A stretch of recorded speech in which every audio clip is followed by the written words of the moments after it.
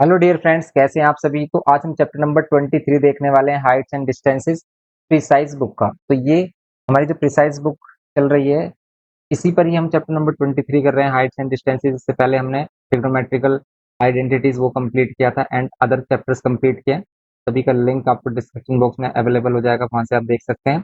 और आप हमारी एप्लीकेशन के थ्रू इसका फुल कोर्स एक्सेस कर सकते हैं, जिसमें आपको डिटेल्ड सभी लेक्चर्स, क्वेश्चन वाइज सभी सॉल्यूशन एंड उनका पीडीएफ, मींस ये जो पैनल पीडीएफ है ये भी आपको प्रोवाइड होता है एंड डाउट भी वहां पर आपको क्लियर करने के लिए एक चांस मिलता है। वहां पर डाउट क्लास भी आपको प्रोवाइड की जाती है। तो ओनली 499 में आप हमारा ये जो फुल कोर्स है इसको एक्सेस कर सकते हैं। ये लेटेस्ट कोर्स है हमारा, हमारे जो लेटेस्ट एग्जाम होने वाले हैं 2027 के लिए।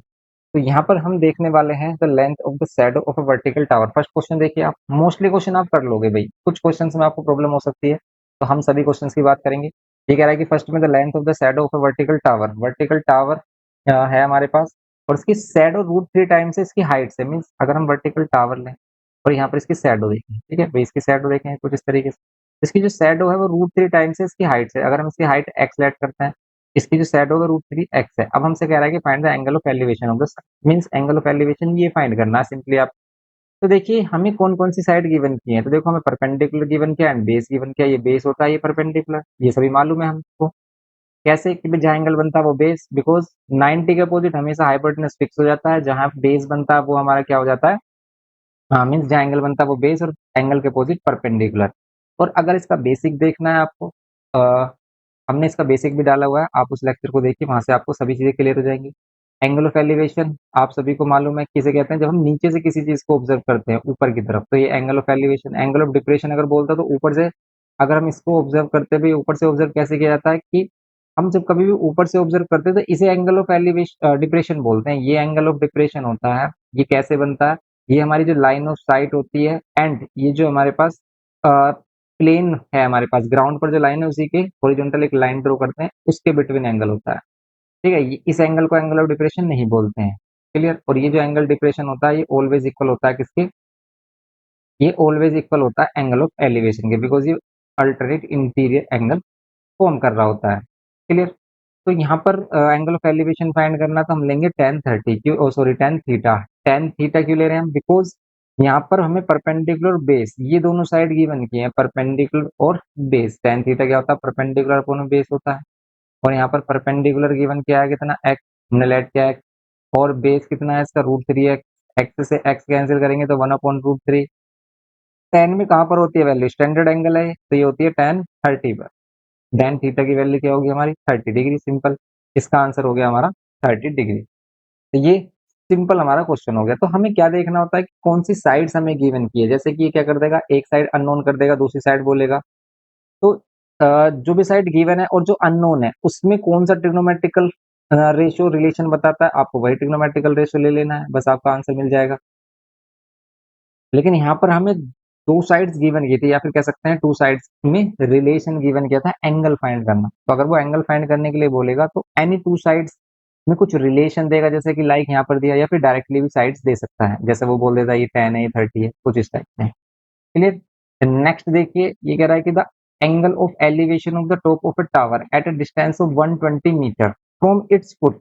ये कह रहा है कि angle of elevation of the top of a tower, एक टावर के टॉप का एंगल ऑफ एलिवेशन का मींस क्या है, ग्राउंड से angle of elevation at a distance of 120 metre from the foot on a horizontal plane is found to B.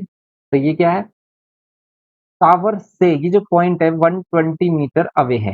ये कह रहा है ना, angle of elevation of a top of a tower at a distance 120 metre from its foot on a horizontal plane is found to be 30 degrees का angle of elevation. तो बस हमें language ही समझनी है, इसमें लैंग्वेज ही कंफ्यूज करती है। और देखो इसमें लैंग्वेज के साथ अगर आप कॉमन सेंस लगाए ना, बिल्कुल आप आसानी से समझ सकते हो। वो कह रहा है कि भाई टावर के फुट से 120 मीटर अवे से एंगल ऑफ एलिवेशन बन रहा था। एंगल ऑफ एलिवेशन हमेशा ही ग्राउंड वाला एंगल लेना है आपको 30 degree. Find the height of tower, ये फाइंड करना है। बताइए क्या यूज करेंगे इसमें। तो इसके सॉल्यूशन में हम सिंपली यूज करेंगे जो हमें साइड गिवन की है, ये है हमारी बेस, बिकॉज यहाँ 90 है, 90 के अपोजिट हाइपोटेनस, और ये है परपेंडिकुलर। और बेस परपेंडिकुलर में रिलेशन कौन बताता है, या तो हम कोट ले सकते हैं या फिर हम tan ले सकते हैं। तो हम ले लेते हैं tan, तो tan 30 ले लेते हैं। tan 30 परपेंडिकुलर हमें फाइंड करना है, इसको हमने एक्सलेट कर लिया। बेस 120 है, tan 30 कितना होता है, tan 30 1/√3 होता है, इक्वल्स टू में x अपॉन 120 को अगर हम इधर मल्टीप्लाई कर लेते हैं तो 120 अपॉन में √3 आ रहा है, इज इक्वल्स टू में इसको अगर हम रेशनलाइज कर लेते हैं तो क्या होता है, देखो अगर हम इसको रेशनलाइज कर लेते हैं तो इसमें √3 की मल्टीप्लाई डिवाइड होगी, √3 की मल्टीप्लाई डिवाइड होगी तो फिर ये क्या होगा, फिर हो जाएगा 120 √3 अपॉन में 3 और 3 से कैंसिल करेंगे तो हो जाएगा 40 √3। तो अगर आपको √3 की वैल्यू गिवन की है तो आप इस √3 की वैल्यू को रख लीजिए 1.732, इसको मल्टीप्लाई कर लीजिए, आपका आंसर आ जाएगा सिंपली। क्लियर? तो ये है हमारा क्वेश्चन नंबर 2। नेक्स्ट देखिए, थर्ड में कह रहा है कि इस circus artist is climbing a 20 metre long rope which is tightly stretched and tied from the top of a vertical tower. तो देखो ध्यान से देखो, ये कह रहा है कि सर्कस जो आर्टिस्ट है वो क्लाइंब कर रहा है 20 मीटर लॉन्ग रोप पर which is tightly stretched and tied from the top of a vertical tower to the ground. Means rope को ग्राउंड से वर्टिकल टावर के टॉप पर टाई किया गया है, समझ रहे हो आप? तो ये है रोप, तो ये हमारी रोप है ए बी, तो यहाँ पर हम सी ले लेते हैं। तो ये ए बी रोप है हमारे पास और ये कितनी है, 20 मीटर लॉन्ग है। अब ये कह रहा है कि फाइंड द हाइट ऑफ पोल, पोल की हाइट फाइंड करनी है, इसको हम एक्सलेट कर लेते हैं। If the angle made by the rope with the ground is 30 degree, simply बताइए कौन सा ट्रिग्नोमेट्रिकल रेशो यूज करना चाहिए हमें। तो हमें साइड गिवन की है हाइपोटेनियस 90 के अपोजिट हाइपोटेनियस साइड गिवन की है, और अननोन क्या है जो हमें फाइंड करना है, वो है परपेंडिकुलर। इस एंगल के अकॉर्डिंग भाई ये एक्स परपेंडिकुलर है, और परपेंडिकुलर और हाइपोटेनस में रिलेशन कौन बताता है, या तो आप साइन ले लो या फिर कोसेक। तो हम यहाँ लेंगे साइन 30, साइन 30 लेते हैं तो परपेंडिकुलर एक्स और हाइपोटेनस 20। साइन 30 कितना होता है भाई, साइन 30 होता है 1/2 इज इक्वल टू में एक्स अपॉन में 20। तो यहाँ पर अगर हम फाइंड करें एक्स की वैल्यू कितनी आ रही है, तो 20 डिवाइड बाय 2, एक्स की वैल्यू आ गई 10 सिंपल। तो ये 10 मीटर हो गया हाइट ऑफ पोल। देखो वेरी सिंपल क्वेश्चन। नेक्स्ट देखिए आप, ये थर्ड हो गया हमारा। नेक्स्ट इसमें देखते हैं नेक्स्ट क्वेश्चन, और कुछ तो नहीं फाइंड करना है इसमें, बस यही फाइंड करना है। चलिए नेक्स्ट, फोर्थ में कह रहा है कि एक kite is flying at a height of 60 metres from the level ground. Level ground से एक काइट है जो कितने मीटर हाइट पर फ्लाई कर रही है, ये फ्लाई कर रही है 60 मीटर तक। अब ये कह रहा है कि attached a spring inclined at 60 degree, एक इसमें स्प्रिंग अटैच है जो इंक्लाइन है 60 degree to the horizontal, find the length of spring. Simple, इसमें लेंथ ऑफ स्प्रिंग फाइंड करना है, मींस ये ए सी फाइंड करना है, ए सी फाइंड करना है। और हमें गिवन क्या है, ये परपेंडिकुलर। तो परपेंडिकुलर और हाइपोटेनस में कौन रिलेशन देगा, फिर हम साइन यूज करेंगे। तो इसमें अगेन हम साइन यूज करेंगे, साइन 60 यूज करेंगे। साइन 60 क्या होगा, परपेंडिकुलर अपॉन में कितना, हाइपोटेनस, हाइपोटेनस एच, या फिर ए सी ले लेते हैं। साइन 60 की वैल्यू हमें मालूम है √3 अपॉन में क्या होती है, 2 होती है, √3 अपॉन में 2 साइन 60 की वैल्यू होती है। तो साइन 60 हो गया हमारा √3 अपॉन 2, और ये हो गया 60 अपॉन में ए सी। ए सी की वैल्यू फाइंड करनी है तो क्रॉस मल्टीप्लाई कर लेंगे, 2 इधर मल्टीप्लाई √3 इधर, ए सी आ गया ऊपर। क्लियर? तो यहाँ पर 2 और अपॉन में √3। इसको सिंप्लीफाई करने के लिए आप रेशनलाइज कर लो, बिकॉज अगर आप √3 वैल्यू इधर नीचे ही पुट करोगे तो डिवाइड करना टफ होगा। मल्टीप्लाई इजी होता है as compare to divide. Means अगर हम डेसिमल वाली वैल्यू से करें तो और भी टफ हो जाता है हमारा डिवाइड करना, इसलिए हम इसे रेशनलाइज कर रहे हैं अगेन एंड अगेन। ठीक है भाई, किसी क्वेश्चन में, हर एक क्वेश्चन में हम यही कर रहे हैं भाई, कि हम क्या कर रहे हैं, रेशनलाइज कर रहे हैं क्वेश्चन को। रेशनलाइज करने से क्या होगा, ये रूट ऊपर आ जाएगा, और रूट ऊपर आने से हमें बेनिफिट मिलेगा मल्टीप्लाई करने में। तो यहाँ पर अगर हम मल्टीप्लाई करें तो बस आप √3 की वैल्यू रख देना, इसमें मल्टीप्लाई कर देना, सेम ही आंसर आ रहा होगा जैसे सेकंड का आ रहा है। यही तो है हमारा। तो भी सेकंड में भी और फोर्थ में भी सेम ही आंसर है हमारा। क्लियर? इसको मल्टीप्लाई करके आंसर मिलेगा हमें। नेक्स्ट देखिए, सिंपल क्वेश्चन है तो स्टार्टिंग में फिफ्थ में कह रहा है कि a tree break due to storm and the broken part bend so that the top of the tree touches the ground making an angle of 30 degree with it the distance between the foot of the tree to the point। ये तो भाई common सा question हमारा Selina में भी है, ये question हम आसानी से कर सकते हैं। ये कह रहा है कि एक ट्री है जो स्टॉर्म की वजह से क्या हो गया है, ब्रेक हो गया है। ब्रेक होकर ये नीचे गिर गया है, कुछ इस तरीके से आपने देखा भी होगा रोड साइड में। बट ड्यूरिंग रेनी सीजन क्या होता है कि भाई जो प्लांट्स होते हैं वो टूट कर गिर जाते हैं, कुछ इस तरीके से बैंड होकर गिर गया है। अब ये कह रहा है कि the distance between the foot of the tree to the point where the top touches the ground is 8 metre. अगर ये 8 मीटर है, ठीक है, जहां से ट्री का टॉप और ट्री के फुट का डिस्टेंस कितना, 8 मीटर है।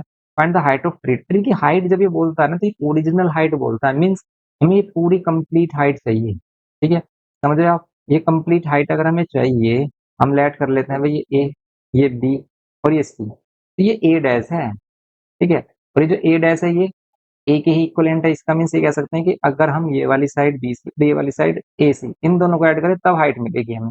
तो सिंपली हम इसे कर लेते हैं भाई। अगर हम देखें इसमें पहले हम एक्स फाइंड करें तो हम लगाएंगे इसमें टेन, कितना एंगल बना रहा है 30 डिग्री बना रहा है, तो टेन 30। अगर हम यूज करें इसमें टेन 30, तो टेन 30 परपेंडिकुलर अपॉन में बेस 8, यहाँ पर टेन 30 होगा 1/√3, ये होगा एक्स अपॉन 8। एक्स की वैल्यू आ रही है 8/√3 इज इक्वल्स टू में एक्स। फिर अगर हम फाइंड करें इसमें इस बार अब हमें y फाइंड करना है। देखो y और गिवन क्या है ये 8, तो हम इसमें कोस यूज करेंगे बिकॉज हमें बेस और हाइपोटेन्यूस में रिलेशन चाहिए। तो ये हो गया हमारे पास कोस 30 और ये हो गया हमारे पास बेस, में बेस 8 है और हाइपोटेन्यूस y है। कोस 30 होता है हमारा √3/2 इक्वल्स टू में 8/y। क्लियर? सॉरी, y की वैल्यू फाइंड करें अगर हम, क्या होगा, ये हो जाएगा 16/√3। क्लियर?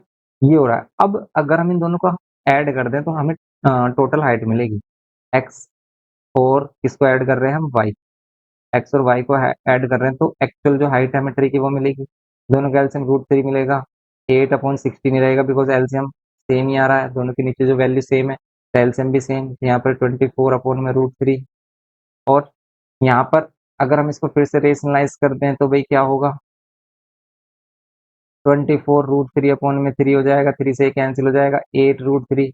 और 8√3 में आप √3 की मल्टीप्लाई कर लेना, आपका आंसर पूरा कंप्लीट आ जाएगा। या फिर हम इसको ऐसे ही छोड़ सकते हैं। बट एग्जाम में अगर वो √3 की वैल्यू देता है, √2 की वैल्यू देता है, तो आपको पुट करके आंसर लिखना है। वैसे एग्जाम में पॉइंट में ही आंसर लिखना होता है।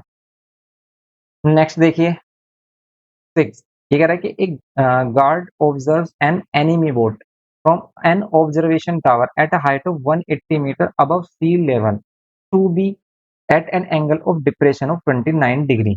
Calculate to the nearest meter the distance of the boat from the foot of the observation tower. तो देखो अगर ये नॉन स्टैंडर्ड मीन्स अगर स्टैंडर्ड एंगल नहीं देता तो फिर इसी वैल्यू में पुट करनी होगी। जैसे कह रहे हैं कि a guard observe an enemy boat from an observation tower, एक ऑब्जर्वेशन टावर है, यहाँ से एनिमी की बोट ऑब्जर्व कर रहा है। तो ये जो एनिमी बोट है जहाँ से इसको ऑब्जर्व कर रहा है, ये 180 मीटर हाइट टावर से कर रहा है, और इसका एंगल ऑफ डिप्रेशन बन रहा है 29 डिग्री इस बोट के साथ। इस बोट के साथ मीन्स ये वाला एंगल एंगल ऑफ डिप्रेशन होता है, और अगर ये 29 है तो ये भी 29 होगा सिंपली। अब हमसे कह रहा है कि calculate to the nearest meter the distance of the boat from the foot of the observation tower. तो यहाँ पर ये वाला डिस्टेंस कह रहा है फाइंड करने के लिए, ठीक है। तो फुट ऑफ द टावर से ये जो एनिमी बोट है इसका डिस्टेंस आपको फाइंड करना है, मीन्स ए बी फाइंड करना है। तो देन सिंपली हम इसमें टेन का यूज करेंगे। क्यों कर रहे हैं भाई टेन का यूज, बिकॉज टेन का यूज इसलिए कर रहे हैं क्योंकि यहाँ पर हमें परपेंडिकुलर गिवन है 180, बेस हमें फाइंड करना है। अब हमें टेन 29 देखना होगा। तो देखो ये भी ये जो सभी एंगल्स हैं कि नॉन स्टैंडर्ड एंगल्स की वैल्यू हम कैसे देखते हैं, ये सभी हमने एक्सप्लेन किया था अभी लास्ट लेक्चर में। तो आप को अगर ये तो मीन्स वैल्यूज देखने नहीं आती तो आप हमारा लास्ट लेक्चर देखिए, इससे जो 22 चैप्टर है हमारा ट्रिग्नोमेट्रिकल टेबल, उसको देख लीजिए तो आपको क्लियर हो जाएगा कि कैसे हम वैल्यू फाइंड करते हैं ट्रिग्नोमेट्रिकल टेबल से। क्योंकि आपको एग्जाम में एक टेबल मिलेगी, ठीक है, जिसमें ट्रिग्नोमेट्रिकल टेबल होगी, तो उसकी हेल्प से आपको यहाँ पर क्वेश्चन लिखने होंगे, मीन्स यहाँ पर इनकी वैल्यूज लिखनी होगी। जैसे आपको 1029 की वैल्यू लिखनी होगी, देखते हैं 1029 की वैल्यू क्या होती है। यहाँ पर देखो 1029 की जो वैल्यू होती है वो होती है 0.5543। तो 0.5543 वैल्यू रख लेनी है आपको, सिंपल सोल्व कर लेना है। तो यहाँ पर 0.5543 इक्वल्स टू में 180 अपॉन में एक्स, एक्स की वैल्यू चाहिए हमें, x is equals to 180 upon में 0.5543। तो इसको डिवाइड करना थोड़ा सा टफ हो सकता है आप लोगों के लिए, क्योंकि अगर इसको हम डिवाइड करें तो यहाँ से पॉइंट हटाएंगे ऊपर, क्या करना पड़ेगा हमें, पॉइंट हटाकर ऊपर करना पड़ेगा हमें 10,000। फिर इसको डिवाइड करोगे आप तो थोड़ा टफ हो सकता है, इसलिए आप इसे राउंड ऑफ भी कर सकते हैं कि आप 180 करो। इसको अगर हम 3 डिजिट में राउंड ऑफ कर लें या 2 डिजिट में राउंड ऑफ कर लें तो कितना आएगा, 0.55 आएगा। इससे आप डिवाइड कर लो तो सिंपल इसका अप्रोक्स में आंसर आ जाएगा, जिसको आप लिख सकते हैं, ठीक है। सिंपल ये 6 का फर्स्ट पार्ट होगा हमारा। अगर हम इसी में ही सेकंड देखें, कह रहा है कि after some times it is observed that the boat is 200 meter from the foot of the observation tower. तो आफ्टर अगर 200 मीटर क्या होता है कि 200 मीटर अगर वो क्या हो जाए, फुट ऑफ द टावर से अवे चले जाए। After some time it is observe that boat is 200 meter from the foot of the tower, means 200 distance पर आ जाए, ठीक है। तो फिर कह रहा है कि calculate the new angle of depression, तो new angle of depression find करना, मीन्स इस बार अगर वो 200 मीटर डिस्टेंस पर आ जाए, पहले वाला डिस्टेंस अगर हम निकाल रहे हैं तो भाई कितना अप्रोक्स आ रहा है, अगर हम इसको फाइंड कर रहे हैं तो यहाँ पर आ रहा है हमारे पास 180 डिवाइडेड बाय, अगर हम 0.55 कर लेते हैं तो ये 327 समथिंग आ रहा है इसका आंसर, ठीक है। तो इसका आंसर आ रहा है 327 समथिंग, लेकिन अगर इसे 0.54 से डिवाइड करें 324 समथिंग आ रहा है, जिसका आंसर इन्होंने 325 लिखा है अप्रोक्स। तो ये वाला जो आंसर इन्होंने लिखा है, अगर हम 4 ले लेना तो फिर अप्रोक्स इसकी वैल्यू सही आ जाती है, 3 डिजिट में सही आ जाएगी इसकी वैल्यू, ये जाएगी 324 पॉइंट समथिंग आ रही है हमारी, जिसको हम 325 कह सकते हैं, क्योंकि ये कह रहा था अप्रोक्स में इसका आंसर बताइए, कैलकुलेट द नियरेस्ट मीटर में, ठीक है भाई, नियरेस्ट मीटर में बताना है। फिर आफ्टर सम टाइम अगर ये 200 meter from the foot of tower हो जाए, मीन्स यहाँ पर हो जाए, ठीक है, तो हमें क्या बताना है इस बार, एंगल ऑफ डिप्रेशन। देखो जितना एंगल ऑफ एलिवेशन होगा उतना एंगल ऑफ डिप्रेशन होगा। इस बार ये 200 मीटर है, इस बार अगर हमें एंगल फाइंड करना है, इस बार अगर हमें चाहिए एंगल, एंगल के लिए यहाँ पर भी हमारे पास बेस और परपेंडिकुलर में रिलेशन होता है, तो आप बेस और परपेंडिकुलर वाला रिलेशन देख लीजिए।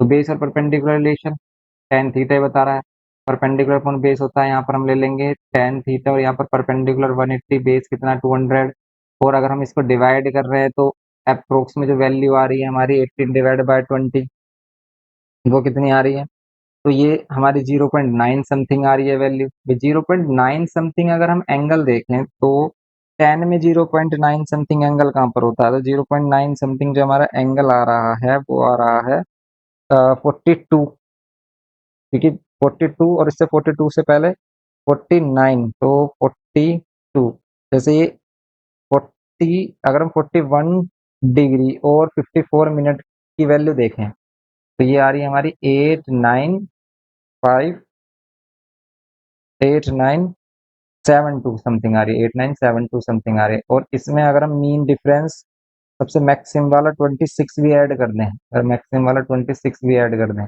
मीन डिफरेंस 5 का मीन डिफरेंस और ऐड कर दे, तो ये आ रहा है हमारा अप्रोक्स में 26 है, तो ये आ रहा है 8998, मीन्स ये भी 0.99 के अप्रोक्स है, ठीक है।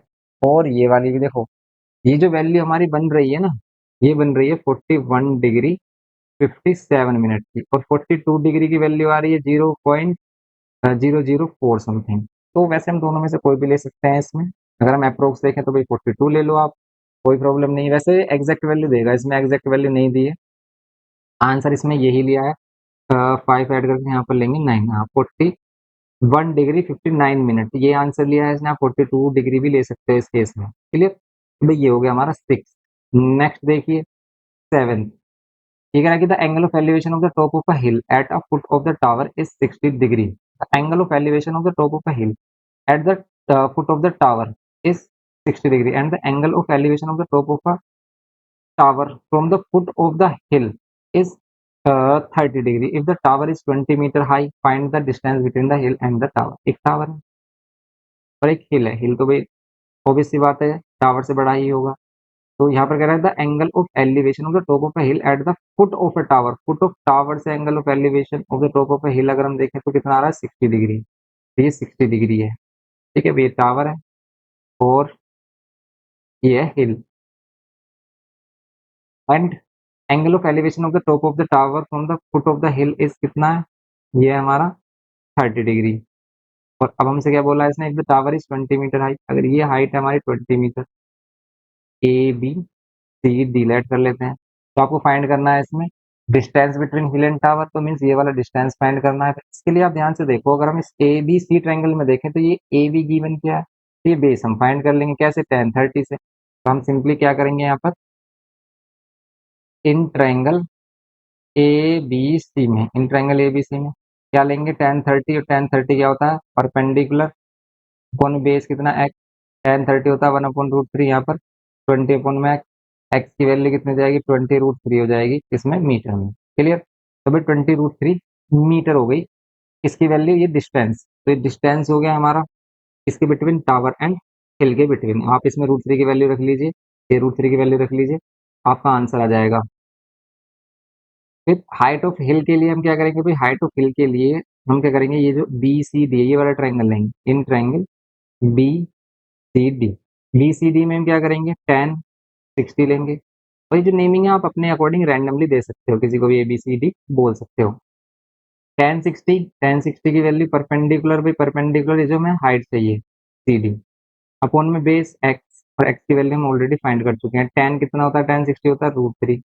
तो यहाँ पर हम x की मल्टीप्लाई और कर लेंगे तो ये सी डी की वैल्यू होगी, और x हमारा आ चुका है कितना, 20 √3।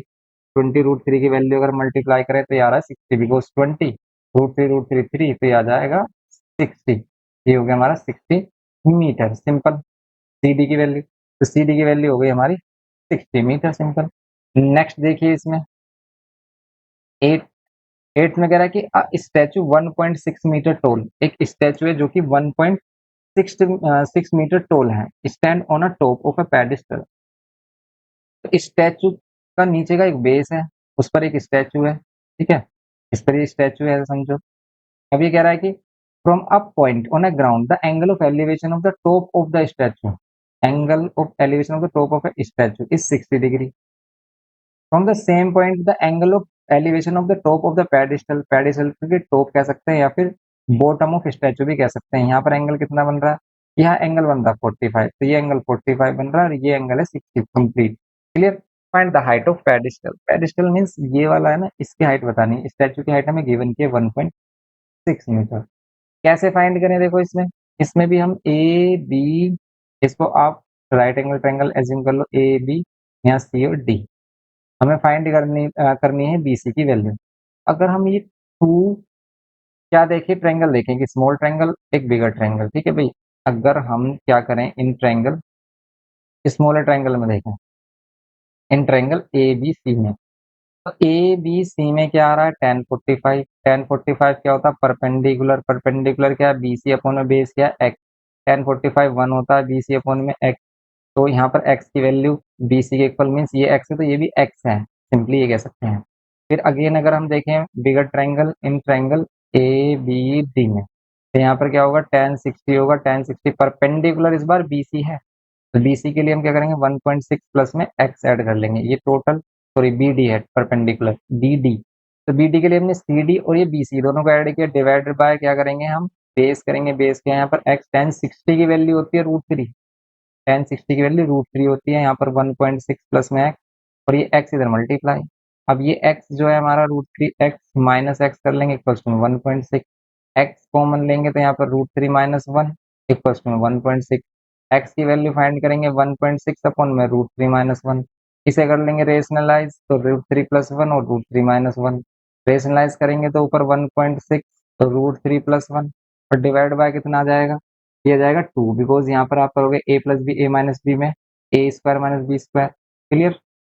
तो √3 का स्क्वायर 3 और माइनस 1 का 1, ये हो जाएगा, तो ये आप ऐसे समझ सकते हो, √3 का 3 हो जाएगा, √3 का स्क्वायर करेंगे और यहाँ पर -1 का स्क्वायर, बिकॉज ये क्या आ रहा है, a minus B, A plus B, A square minus B square होता है, ये आ गया 1.6 √3 प्लस में 1 डिवाइड बाय 3 माइनस 1 2, 2 करेंगे तो 0.8 हो जाएगा, ये जो 2 आएगा 2 से कैंसिल करोगे 0.8, और यहाँ √3 की वैल्यू अगर पुट करोगे तो 1.732 प्लस में 1 कर लोगे, फिर इसे सिंप्लीफाई कर लोगे, क्लियर। तो जो हमारा आंसर है वो हमें मिल जाएगा सिंपली। तो यहाँ पर जो हमारा आंसर है वो कितना आ रहा है, वो किसकी वैल्यू हमने फाइंड की, ये हमने एक्स की वैल्यू भी फाइंड कर लिया 0.8, यहाँ पर 2.732 ये आ रहा है, और इसमें अगर हम 0.8 की मल्टीप्लाई कर लें तो आपका आंसर आ जाएगा, सिंपल। तो इसमें अगर हम 0.8 की मल्टीप्लाई कर लेते हैं तो ये आंसर आ गया 2.1 समथिंग, ठीक है, 2.18 समथिंग हमारा आंसर आ रहा है, ठीक है, ये आ गया हमारा आंसर। जैसे कि हमें आंसर इसमें 9 दे रखा है तो राउंड ऑफ करके, क्योंकि 8 5 आ रहा है तो राउंड ऑफ करके आप 2.19 भी लिख सकते हो, कितना भी छोड़ सकते हो। तो ये हो गया हमारा फाइनल आंसर इसका, क्लियर। नेक्स्ट देख लेते हैं भाई, इसमें तो सिंपल 2 ट्राइंगल्स बनेंगे और 2 ट्राइंगल्स में हम क्या कर लेंगे, सिंप्लीफाई कर लेंगे, आंसर आपको मिल जाएगा। जैसे हम क्वेश्चन नंबर 9 देखते हैं, कि man on the top of a vertical observation tower, ठीक है भाई, जैसे हमने 8 में किया, 8 में सिंपल हमने क्या किया, कि हमसे बोला था कि स्टैचू है एक पेडिस्टल के ऊपर, तो पेडिस्टल के ऊपर जो स्टैचू है उसकी हाइट गिवन की थी, पेडिस्टल की हाइट हमने एक्स लेट की, छोटा ट्राइंगल लिया तो ये एक्स है, ये भी एक्स होगा बिकॉज 1045 है, बिगर ट्राइंगल लिया तो 1060 परपेंडिकुलर अपॉन में बेस ले लिया हमने सिंपल। ठीक है भाई, परपेंडिकुलर अपॉन में बेस लिया, फिर इसको सिंप्लीफाई किया, बस ये है इसमें सिंपल। बस आपको सिंप्लीफिकेशन सीखनी की कैसे कर रहे हैं हम। नाइन्थ वाले में भी ऐसी है, a man on the top of a vertical observation tower observe a car moving at a uniform speed. Means एक वर्टिकल टावर के ऊपर एक मैन है जो कार को ऑब्जर्व कर रहा है, कमिंग डायरेक्टली टुवर्ड्स, एक कार है जो इसके टुवर्ड्स आ रही है। ठीक है, इसको ऑब्जर्व कर रहा है एक मैन जो इसके टॉप पर है, directly towards it, if it take 12 minutes from the angle of depression change from 30 degree to 45 degree. अगर इसे यहाँ पर 12 मिनट लगते हैं अपना एंगल चेंज करने में, ए से बी आने में, ठीक है, 12 मिनट लगते हैं और इसका एंगल चेंज हो जाता है 30 से 45 डिग्री। क्लियर। तो फिर कह रहा है कि how soon after this will the car reach the observation tower. तो ये जो कार है वो बी सी मीन्स बी से सी तक कितने टाइम में आएगा, ये 12 तो हमें गिवन कर दिया। अभी कह रहा है कि अब इसको और कितना टाइम लगेगा कि ये टावर के फुट पर आ जाए। बस आपको बी सी फाइंड कर लेना सिंपल। अब अगर ये 12 मिनट में वैल्यू गिवन की है तो ये सभी वैल्यू भी मिनट में ही मिलेंगी हमें, जैसे बी सी भी मिनट में मिलेगा। अब हमारे पास टू अननोन है, एक ये बी सी, इसको हम एक्सलेट कर लेते हैं, और एक ये सी डी। अब ये जो सी डी है ये भी एक्स ही आ रहा होगा बिकॉज हमें मिल गया 1045, तो हम हमेशा छोटे ट्राइंगल से यूज कर लेते हैं 1045। ठीक है, इन ट्राइंगल हम बी सी डी ले लेते हैं, हमें लिखना है किस ट्राइंगल की बात कर रहे हैं, in triangle B C D में 1045 परपेंडिकुलर अपॉन में बेस एक्स। आप इस टाइप से भी लिख सकते हैं फर्स्ट स्टेप में कि पहले आप सी डी लिखें परपेंडिकुलर अपॉन में बेस लिखें बी सी, 1045 की वैल्यू 1, ये वाई और ये एक्स, एक्स और वाई हो गया इक्वल, ये फर्स्ट इक्वेशन मिल गई। तो यहाँ पर फिर हम सेकंड इक्वेशन में कैसे बनाएंगे, हम सेकंड ट्रायंगल लेंगे और हमेशा राइट एंगल ट्रायंगल लेते हैं तो ए सी डी लेंगे, कभी भी ए बी सी ट्रायंगल नहीं ले सकते हम, ये वाला ओनली नहीं ले सकते बिकॉज इसमें राइट एंगल ही नहीं बन रहा। तो यहाँ पर हम टेन कितना लेंगे, 30 लेंगे, परपेंडिकुलर इस बार क्या है, ये सी डी है, बेस क्या है ए सी, 1030 होता है 1/√3, सी डी की वैल्यू वाई है हमारी और ए सी की वैल्यू है 12 प्लस एक्स। अब अगर हमें एक्स चाहिए तो वाई और एक्स सेम है, आप क्या कर सकते हैं क्रॉस मल्टीप्लाई कर सकते हो 12 प्लस एक्स, और ये भी अगर एक्स है तो भाई ये हो जाएगा हमारा √3 एक्स। ठीक है, ये हो जाएगा √3 एक्स। यहाँ पर हम कह सकते हैं सिंस एक्स और वाई क्या है हमारे पास इक्वल है। ठीक है, एक्स इक्वल्स टू वाई, और यहाँ पर एक्स की वैल्यू चाहिए तो पहले आपको एक्स को माइनस करना पड़ेगा, एक्स को माइनस कर देंगे तो कितना मिलेगा हमें, एक्स कॉमन लेंगे तो यहाँ √3 - 1 और यहाँ पर 12 अपॉन में √3 - 1 इक्वल्स टू में एक्स। अब इसको सिंप्लीफाई करना है बिकॉज हमें एक्स की वैल्यू चाहिए, तो ये वैल्यू आ रही होगी हमारी पॉइंट। वही रेशनलाइज करेंगे तो ऊपर √3 + 1 हो जाएगा क्योंकि इसमें √3 + 1 और √3 - √3 + 1 की मल्टीप्लाई डिवाइड करें तो नीचे वही 2 आ जाएगा, 2 से कैंसिल करेंगे 6, ये आ रहा है। और अगर इसमें हम मल्टीप्लाई कर लेते हैं √3 की वैल्यू 1.732 और +1 रखकर तो आपको आपका आंसर मिल जाएगा 6 मल्टीप्लाइड बाय 2.732, तो ये आ जाएगा हमारा 12 पॉइंट समथिंग। ठीक है, 12 16 नहीं 12 नहीं, ये अगर हम 6 से मल्टीप्लाई करेंगे तो 6 2 12 का 2, फिर 6 3 18 और 1 19 का 9, 1 6 7 42 43 4 और 6 16, 16.392 समथिंग आ रहा है। तो बस यही हमारा आंसर हो जाएगा मिनट में। क्लियर। ऐसे छोड़ सकते हैं, अगर वो कह रहा है कि भाई 2 डेसिमल में निकालो तो 2 डेसिमल में 16.39 हो जाएगा, 1 डेसिमल में निकालो 16.4 हो जाएगा बिकॉज 9 से इधर एक आ जाएगा, और अगर ये कह रहा है कि सिर्फ अप्रोक्स में निकालो वैल्यू तो ये हो जाएगा 16 मिनट। क्लियर। तो भाई ये हो गया हमारा सिंपल क्वेश्चन हो गया ये 9। नेक्स्ट क्वेश्चन देखते हैं। नेक्स्ट है हमारे पास 10th क्वेश्चन, इसमें कह रहा है कि the angle of elevation of a stationary cloud from a point 25 meter above a lake. बहुत ही स्पेशल क्वेश्चन है और कह सकते हैं भी टफ भी है। ऐसा क्वेश्चन हमारा सेलिना कॉन्सेप्ट्स में भी है और क्वेश्चन आ भी सकता है क्योंकि ऐसे क्वेश्चन अब हमारे आ रहे हैं। जैसे कह रहा है कि the angle of elevation of a stationary cloud, एक स्टेशनरी क्लाउड है from a point 25 meter above a lake. जैसे एज्यूम करोगे भी ये लेक है, ठीक है, तो ये लेक का सरफेस है, इस लेक के सरफेस से 25 मीटर अबव एक पॉइंट से, ठीक है, हम ऑब्जर्व कर रहे हैं एक क्लाउड को, एक क्लाउड को ऑब्जर्व कर रहे हैं यहाँ से। और यहाँ पर ये बोल रहा है कि the angle of elevation of a stationary cloud from a point 25 meter above a lake is 30 degree. यहाँ पर एंगल ऑफ एलिवेशन 30 डिग्री बन रहा है and the angle of depression of its reflection. ये जो क्लाउड है ना इसका रिफ्लेक्शन बन रहा है वाटर में, ठीक है, रिफ्लेक्शन बनता है। रिफ्लेक्शन सेम कैसा होता है जैसे मिरर इमेज होती है, मीन्स अगर ये एक्स डिस्टेंस है तो ये भी एक्स डिस्टेंस होगा। ये 25 मीटर अब बोला इसने लेक के सरफेस से, जहां पर एंगल ऑफ एलिवेशन कितना बन रहा है, एंगल ऑफ एलिवेशन बन रहा है 30 डिग्री, और एंगल ऑफ डिप्रेशन कितना बन रहा है, इसी सेम पॉइंट से एंगल ऑफ डिप्रेशन 60 डिग्री बन रहा है, ये 60 डिग्री है। क्लियर। अब आपको फाइंड करना है what is the height of the cloud above that lake level, means ये एक्स जो हमने एक्स एज्यूम किया ना ये फाइंड करना है। अब देखो आप, अगर हम इसमें नेमिंग देते हैं ए, ये बी, यहाँ पर ये सी, डी, ई और एफ ये ले लेते हैं। अब हमें फाइंड करनी है एक्स की वैल्यू। एक्स की वैल्यू कैसे फाइंड की जाए, देखो तो इसमें अगर ये 25 है तो इसको हम 25 ले लेते हैं। क्लियर।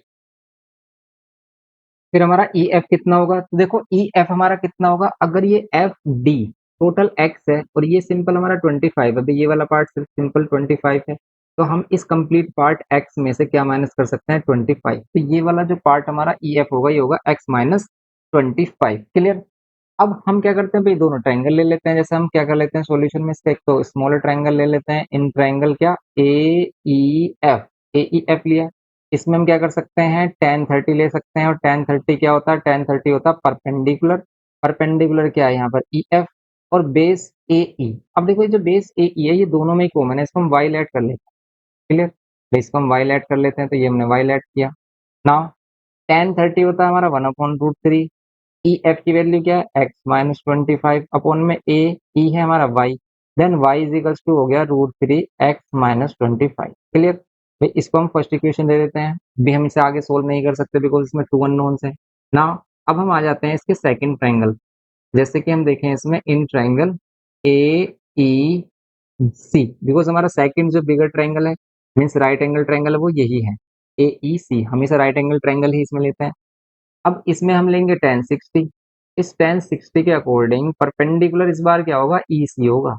ध्यान से देखो भाई यहाँ पर एंगल बन रहा है तो ए ई इस बार बेस है और परपेंडिकुलर है ई सी, तो ए ई क्या लेंगे इसका बेस। tan 60 की वैल्यू क्या होती है √3 होती है, ई सी की वैल्यू क्या है 25 प्लस एक्स, 25 प्लस में एक्स डिवाइड बाय ए ई की वैल्यू क्या है वाई। क्लियर। अब हम y की वैल्यू पुट कर देंगे। देखो अगर हम y की वैल्यू पुट करें कितनी 25 प्लस एक्स, y की वैल्यू क्या हमने फाइंड की √3 और यहाँ पर x माइनस 25। अब हम इनको क्रॉस मल्टीप्लाई करें तो भाई √3 3 हो जाएगा और मल्टीप्लाई में x माइनस 25 इक्वल्स टू में 25 प्लस एक्स। और हमें x की ही वैल्यू फाइंड करनी है बिकॉज हमने height of cloud above the sea level क्या लिया है, मीन्स लेक लेवल क्या लिया है एक्स लेट किया है। अब इसको अगर हम मल्टीप्लाई करें तो यहाँ 3x ये 75, यहाँ पर ये 25 प्लस में एक्स, इसको अगर हम सिंप्लीफाई करेंगे तो ये 3x, एक्स इधर आएगा हमारा कितना हो जाएगा माइनस एक्स, और ये जो 75 है प्लस 75 प्लस में 25। क्लियर। ये हो गया हमारा। अब हम क्या करेंगे 2x इक्वल्स टू में 100, और 2 से अगर हम डिवाइड करें 100 को तो आ रहा है 50, और यही हमें चाहिए कि हाइट ऑफ क्लाउड क्या है। तो हाइट ऑफ क्लाउड हमने एक्स लेट किया था तो ये आ गया हमारा 50 मीटर। सिंपल। इस टाइप से करना है क्वेश्चन नंबर 10। क्लियर। तो भाई ये भी मोस्ट इंपोर्टेंट क्वेश्चन है हमारा, इसको आप इंपॉर्टेंट क्वेश्चन में मार्क कर सकते हैं, most important question, very important question. तो ये क्वेश्चन आपको अच्छे से करते हैं बिकॉज इस टाइप के क्वेश्चन के आने के चांस ज्यादा होते हैं। तो बस आप इस टाइप के क्वेश्चन करिए, और हम आगे करते हैं नेक्स्ट लेक्चर में। फुल कोर्स के लिए आप हमारी एप्लीकेशन डाउनलोड करिए। मिलते हैं ऐसे इन्फॉर्मेटिव लेक्चर के साथ। वीडियो इन्फॉर्मेटिव लगा हो तो प्लीज लाइक करना, शेयर करना अपने फ्रेंड्स के साथ। Thanks for watching.